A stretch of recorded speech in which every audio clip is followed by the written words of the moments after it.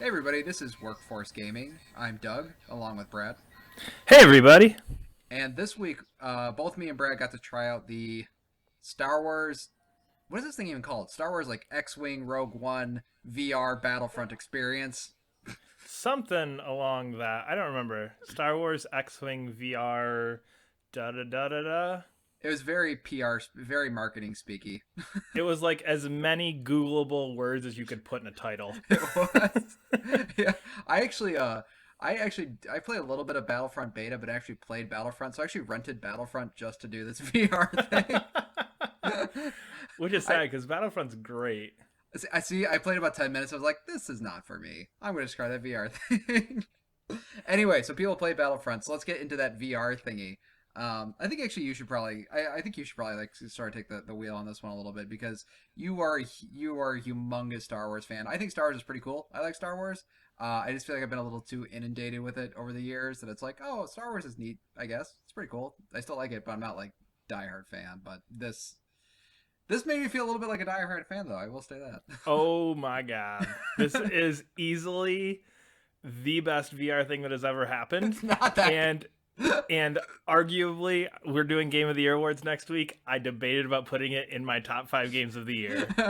Oh my god. You're allowed to do that. I think you're allowed to do that. I think preface first, like if you are a Star Wars, okay, yeah, this is like Star Wars fan dream true. I will say that. I don't know if it's the best VR experience, but I will say it's definitely like if you're a Star Wars fan, like I can easily see that opinion.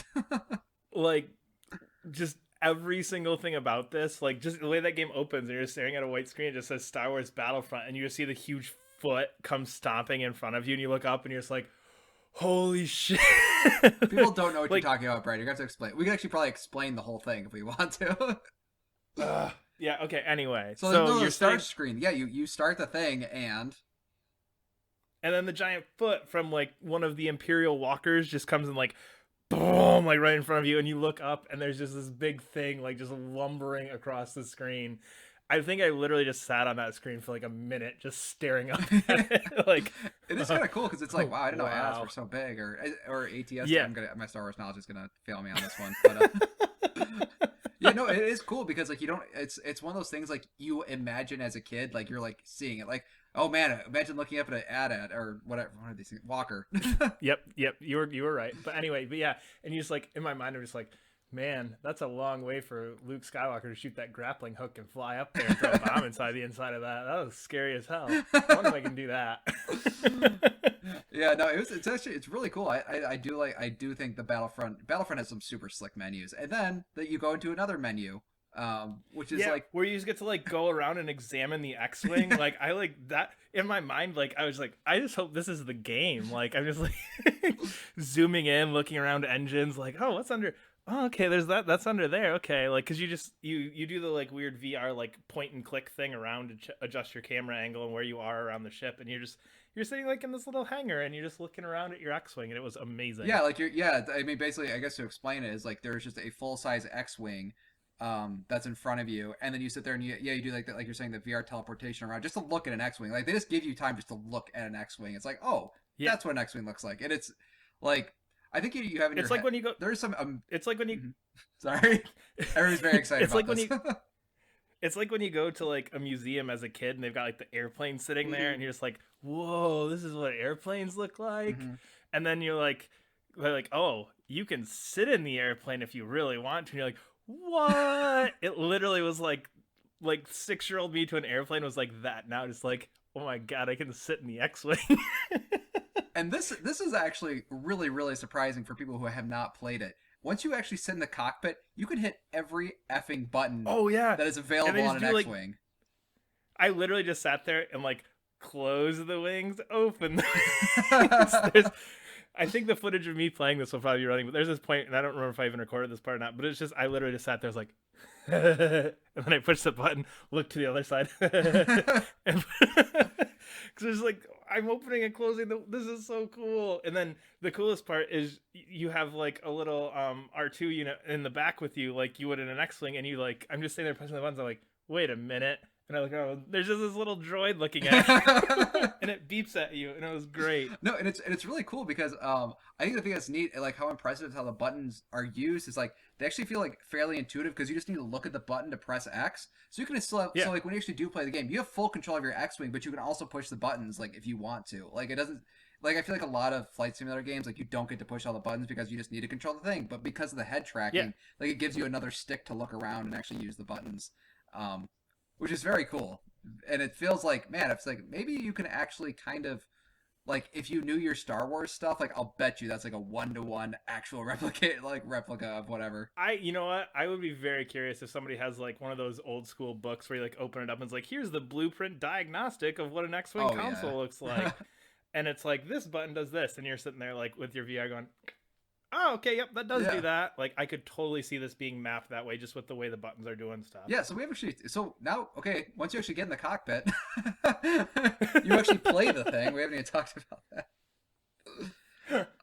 Yeah, so you get in the thing and then you just take off, and it starts with this you by this. I'm trying to remember. It starts with you by the Rebel Yes. fleet, and it's like, okay, we're gonna go to hyperspace now. Which I'm curious about how that works with X-wings because depending on where you are, X-wings have it or not. So I don't remember when the specific. It's during Rogue One, anyway, so does it? I don't remember. I don't know. I haven't seen Rogue One. That comes out in 2 days. This is nerd shit nobody cares about. Just kidding. Yeah, we can just edit that shit out. Okay, so anyway, you're by the Rebel fleet, and it's just like, okay, we need to jump to hyperspace to find this stranded ship or whatever, which is one of the new U-wings, which are new for Rogue One. So it would take place during that. Obviously, I didn't even think about that until right now. But anyway, so you go into hyperspace, and of course you like get there, and it's like, okay, here we go, and then you just get like the blurred lines all around you, looking around, and it's exactly like what you picture, like looking in the cockpit every time you see that in Star Wars, like looking around, and it's just blue streaks all around you, which I'm assuming is really just a loading screen, but it's like the coolest loading screen ever. So you come out of hyperspace, and this part I slowly got a little bit disappointed in this actually at this point. Yeah, I think if you've played like any sort of VR space experience, they do the let's target practice. And it's like, oh god dang it. Yeah. And it was a lot of like, oh no, there's asteroids. You should shoot the asteroids. And it's like, okay. And you kind of fly through the asteroids, and like, oh, we found our U-ring. We better follow them. Yeah, it's actually and surprisingly slow for like it's like and that asteroid scene goes on for a good like 5 minutes like of just shooting asteroids. It's like it kind of feels like Star Wars, like, but it kind of feels like every space VR thing I've played before. Yeah, and it's just like, okay, whatever. I'm just flying through space. Like, oh, yep, there's X-wings by me, and I'm still pushing the button, moving my wings locked and open and close. Like, I'm still sitting there doing that. Like, but you're just sitting there doing that, and it's like, okay, this is getting a little bit boring. And then, like, the coolest thing happens because, like, TIE fighters and Star Destroyers show up. And I think the TIE fighters come in first. The TIE fighters do come in first. But yeah, so the TIE fighters come in, and you're shooting down TIE fighters. Like, okay, this is pretty cool. Like this, and it plays. If you've played Battlefront, it plays and handles just as well as the vehicles do in there, which is really cool because it's that very arcadey style space combat, not like the like, oh my god, I have to like try and like take 8 years to turn my ship or whatever. It's just very arcadey, very very basic combat. See, it's really funny that I'm surprised. Like that was a huge moment to me was when a TIE fighter came screaming in. Like I was kind of like pretty tepid on it. I was like, okay, this is kind of neat because I'm not, like I said, I'm not a huge Star Wars fan. But when the first TIE fighter comes screaming in, and they are loud, it's like I didn't know TIE fighters were so loud. When it comes screaming in, because they do it very cool. Like the tack patterns of TIE fighter like are pretty interesting. I'm sure they do it like based on the movies. So they come at your screen, like they come towards your like X-wing, like and like just zoom by you.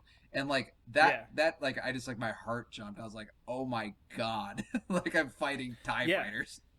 And it's so perfectly done. All the sounds are there, and again, it looks just like it does in actual Battlefront. And I didn't even really notice too much because a lot of things with VR, it's that downgrade of graphics, and you don't necessarily see that. But I don't know if it's just because I was so like, there's TIE fighters or what, but like graphically, like it looked amazing. And yeah, so the TIE fighters start screaming at you, and the whole time I'm going like, oh my gosh, I'm shooting down TIE fighters. This is awesome. And then I don't know if it was where I was positioned or if it's like coded this way. But the Star Destroyer almost did that thing like where it just flies over top of me. I'm assuming that's probably it's coded. It's for there, it's for sure. Yeah. But like literally, like you're just flying and you just hear like, oh no, there's a Star Destroyer or something, and just you look up and it's just this massive thing on top of you. Oh yeah. And just like at that point, I literally think I was just like, oh my god, this is the best thing I've ever done in my life. It is really impressive because it is like that shot. It's almost like a shot for shot at the beginning of Episode 4 of Yes. like a New Hope or the very first Star Wars movie, because like it does come over your head, and it is weird. Like you get that feeling like the first time you saw a thing in theater, like this thing is massive, and it's just like Yeah. coming over your head, like, oh, we're fucked. Yeah, for sure. And just even because, so, of course, you got to go through the whole thing of like, you can't attack a Star Destroyer, blah, blah, blah. And it's like, oh, but there's the little spot you can attack on the Star Yeah, Destroyer. Like, you do that whole thing. And like, that whole part's kind of played out or whatever in every other video game where you have to shoot down a Star Destroyer. But again, just flying around the thing, like there's the point where you have to fly over top of it and shoot down the gun batteries on the side. And you have to go towards the bridge of it and shoot down I remember what it was called. There was an antenna thing on the top. And you have to shoot that down, and just the feeling of flying around that Star Destroyer is amazing. Yeah, and there's a shit ton of TIE fighters around TIE too. fighters, and yeah, there's so much going on. There's nothing else I've done in VR yet that is doing that much. Yeah, especially in regards to the VR space simulators. Like this was the best. This was like the best experience I had. That could be heavily influenced by the Star Wars stuff because it is just fucking cool being in Star Wars in VR. Yeah. And I think that's the weird thing with this too, is like when you play the Jackal mission for Call of Duty or when you play Eve Valkyrie, like you still get some of those feelings, but it's that noticeable thing of, Star Wars is something that I have spent the last 20, 23 or 4 years of my life memorizing the lines in the movies and watching 3 or 4 times every single year since I was like 6 years old. Like this is it's so ingrained to me that like this is like one of my favorite things ever. Yeah. And just seeing that and being in that, I think definitely goes from, like you said, like, yeah, probably putting this on a Game of the Year list, probably a bit ridiculous, but to me, it's that experience of, when I think of VR, this is what I want. I want to be in these worlds that I never dreamed I would be able to be in. I want to be able to go and fly an X-Wing. I want to go and be Batman. You know what I mean? And I think that's the things that are standing out initially for this is really the tech is not quite there to be a full-fledged gaming platform at this point. It's these little experiences, and those experiences are done best when I'm putting you in a world that you recognize and that you want to be in. Now, don't get me wrong, things like Robinson and stuff, they're fun, but what I'm saying is just that recognizable factor of it amplifies it so much because it's something that you're so ingrained in already, of just going like, I never thought I would be able to touch the keys on a piano and go to the Batcave. I never thought I'd be able to fly an X-Wing, or there's the Star Trek one come out. I never thought I'd be able to sit on a bridge and issue orders to the different ensigns on a Star Trek, on the Enterprise. Just all of these things I think is where VR is going to be a amazing thing to show off for the first year or two of it, is these kind of experiences. So is it a great game? Maybe not, but it shows what VR is, and it does what VR wants. Yeah. Or what people want from VR. Yeah, no, I think that's really interesting where you're saying that familiarity of like using pretty common IPs, like Batman, Star Wars, like those are really big IPs to be using, and everybody has like a general familiarity with them. I didn't think about that though. I think that is kind of cool because you do get to experience that IP in like a way you always wanted to as a kid. Like you want to be Batman, you want to fly in an X-Wing. It's like, oh well, now you can't. I think the interesting thing is like when I was playing the X-Wing thing, I had been to Disney World fairly recently, within the last year, and I was thinking, it's like, this is way better than any Star Wars ride I've ever been on.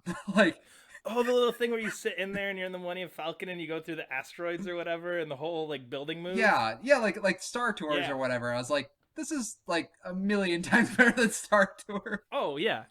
Screw Disney World, just put one of these things on. And I'm really curious, like in the future sort of thing, because I imagine that's a lot cheaper to develop than like a ride sort of thing. If we're gonna start getting these sort of like amusement parky experiences thing, it's like it's going to be more and more commonplace. Like if every movie like in the near future had a VR experience, except maybe Saw, like I'd be excited. Like Saw actually makes a lot of sense too, now I think about it. Yeah.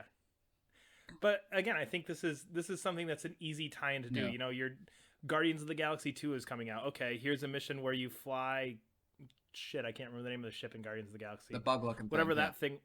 Yeah, you fly that thing in, and you're going and fighting stuff like that. Or Fast and the Furious, when that one comes out, it's like, oh, you and Vin Diesel are going for a ride. Like, Like that kind of stuff I feel like is where this thing is going to shine right now. And that's what, as I'm reflecting on kind of playing this a couple times, it's that feeling of I'm in a world I never thought I'd Yeah. be in. I'm in the world. I don't want to sit here and go to the point like you do where it's like everything should have this, because we had that back in like the PlayStation 2, like early like 360 PlayStation 3 things where it's like, oh man, this movie came out, here's the game Oh for yeah, it. yeah. Because you're gonna get so much To be shit, fair, those were shit. These are not. Yes, but that's what I'm saying is like you have to be selective Yeah. about this. Like you can't just have everything like, oh yeah, I don't even know, some other movie, like, you know what I mean? Like, oh yeah, the new whatever movie came out, here's the VR game for it. Yeah, like yeah. I mean, as long as it's free, I'm okay. I don't know, but yeah, I think that's the other benefit of this. It's like this was free too, essentially. Well, I mean, I feel like a lot of people own Battlefront at this point, but for a lot of people, this was free, and it's just like, okay, here's this kind of cool thing to do that. Mm-hmm. So yeah, this is amazing, and I loved it, and everybody should go try it. Yeah. Unless you don't like Star Wars, then it probably will mean nothing. That is true. So like I would like to love to show this to somebody who like hates Star Wars. Like, yeah, or just doesn't even know what it is. I'd be very curious to put like this and like the Call of Duty mission side by side. Of like, which one do you like better, having no context of either significance to pop culture? Yeah, I think it'd be hard to find somebody who doesn't know what just, Star Wars is though. I think there are enough people who are like, ugh, Star Wars though. Yeah, and those people better not comment on this and tell me that I'm stupid, because this is amazing and you're dumb for not liking Star Wars. Yeah, no, it was pretty cool. I kind of hope it does show up on on one of your game of the year, so I can argue about it. I think it should. I mean, I would like to throw like Res Area X on there as well. I was thinking about it as like being my game of the year almost. No, but I can understand that. VR is pretty cool. I think I really. Well, I'll say I don't use my VR like too often, but when I do, like, yeah, this is totally worth it. Just needs more. Just needs a few more games. Exactly, and I agree completely with that. Where it's like it was sitting on the shelf over there for about a week and a half, 2 weeks. I hadn't touched it, and it was like, oh, Star Wars VR, and I came home and was like, this was worth the $500 alone. Like, this is better than, like you said, it's better than your trip to Disney World and watching like, oh yeah, my seat moves while I'm watching this movie. Yeah. Like, it's 100 times better than that. Like, at no point when I did that ride when I was 8 or 9 at the peak like excitability factor of, you know, like, oh my god, like I had better memories of this than I did of that sitting in the amusement park ride with 50 other people. Yeah, this is it's a weird thing. It's a weird thing. I think just because like it does, because you do feel like a little kid. Yeah, for sure. For sure. All right, I think that's gonna about wrap it up. We are Workforce Gaming. If you like what you heard, you can always subscribe to us on YouTube. Follow us on Twitter at Workforce Gaming. We tweet stuff. Brad tweets stuff. Sometimes I tweet stuff. Usually, if I'm like, usually Brad will tweet something. I'm like, that's dumb, and then I'll reply to it, but I don't actually put my name.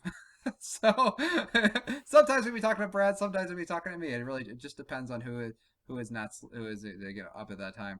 So yeah, thanks. That was a really complicated explanation for how Twitter works. Well, I think it's important that there are two people, knowing that there's two people on Twitter. All right, we'll see you guys next week. Bye.